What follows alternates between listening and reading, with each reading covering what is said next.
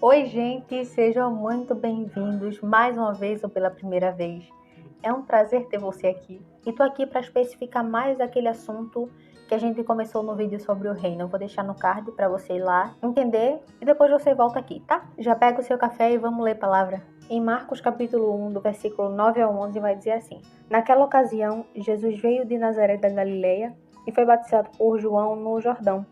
Assim que saiu da água, Jesus viu o céu se abrindo e o Espírito descendo como pomba sobre ele. Então veio dos céus uma voz: Tu és meu filho amado e de ti me agrado. Eu gosto muito desse texto, ele nos ensina muitas coisas em vários aspectos. Mas o que eu quero tratar aqui hoje é que nesse momento está acontecendo o ponto alto de uma história que já havia sendo contada há muito tempo. Eu quero falar para você sobre a ação do Espírito. E para a gente entender, é importante que a gente volte e olhe no Antigo Testamento qual era a operação do Espírito Santo. A gente tem pouquíssimas vezes a ocorrência do termo Espírito Santo, mas a gente tem Espírito de Deus, Espírito do Senhor e por aí vai. Mas para todos os efeitos são vários nomes para designar a mesma pessoa. Lembre-se que o nosso Deus é o Deus dos vários nomes, né? Nenhum nome é capaz de descrevê-lo completamente. Então existem vários e todos são válidos, tá? E no Antigo Testamento a gente tinha o Espírito do Senhor, o Espírito Santo, agindo em momentos específicos da história. O Espírito vinha sobre determinada pessoa para que ela pudesse ter capacidade para designar uma função que o Senhor tinha estabelecido. Temos o exemplo de Daniel, que a Bíblia fala que sobre ele havia um espírito muito excelente. E a partir disso ele conseguia profetizar. Ele tinha a capacidade de decifrar os sonhos e ter visões sobre aquilo que haveria de acontecer. Tudo isso por conta do poder do Espírito Santo que estava sobre ele. Ou seja, o Espírito do Senhor estava sobre Daniel para que ele pudesse cumprir aquele propósito na Babilônia, estando ele exilado. Um outro exemplo que vai ajudar a gente a entender sobre a operação do Espírito Santo no Antigo Testamento é o caso de Jefté.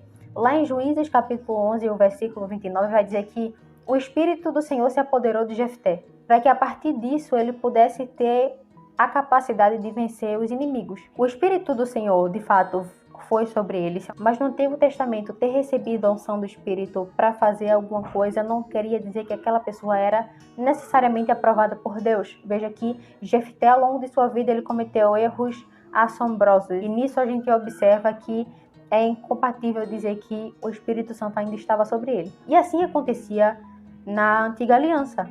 O Espírito vinha sobre determinada pessoa para um fim específico. E não eram todas as pessoas que tinham esse privilégio. Porém, o plano do Senhor já se fazia conhecido através de Joel. O Senhor já começa a prometer que as coisas seriam diferentes. A gente encontra isso em Joel 2, 28 e 29, onde o Senhor promete que haveria tempos em que todos haveriam de receber o poder do Espírito, dos mais jovens aos mais velhos. Ele promete que haveria um tempo em que todos aqueles que pertenciam a Deus estariam aptos para receber o Espírito Santo.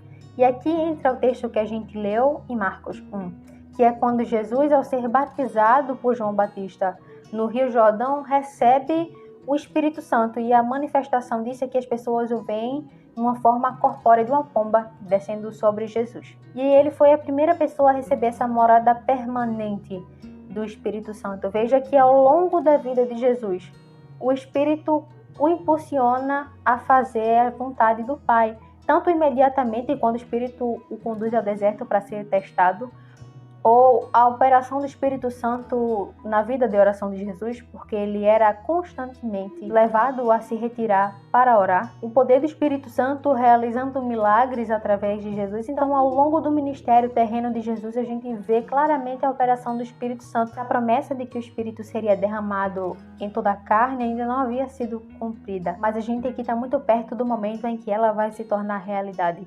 A gente tem no livro de João 14, Jesus prometendo que aquele que cria nele iria fazer obras muito maiores daquelas que ele fez. E nesse mesmíssimo capítulo ele diz que iria enviar o Espírito da Verdade para nos instruir em tudo aquilo que Jesus tinha falado. Ele disse que era necessário que ele subisse para que o Espírito descesse, e ele iria enviar esse Consolador para nós. E finalmente, lá em Atos 2, a gente vê o cumprimento dessa promessa, onde o Espírito Santo desce, e a partir daquele momento eles ficaram cheios do Espírito Santo. E é a partir desse episódio que a gente tem o cumprimento da promessa que foi feita lá em Joel. E é nessa realidade que a gente vive. Já não é mais como era antigamente, onde o Espírito vinha sobre pessoas específicas para um fim específico durante um tempo específico. Não.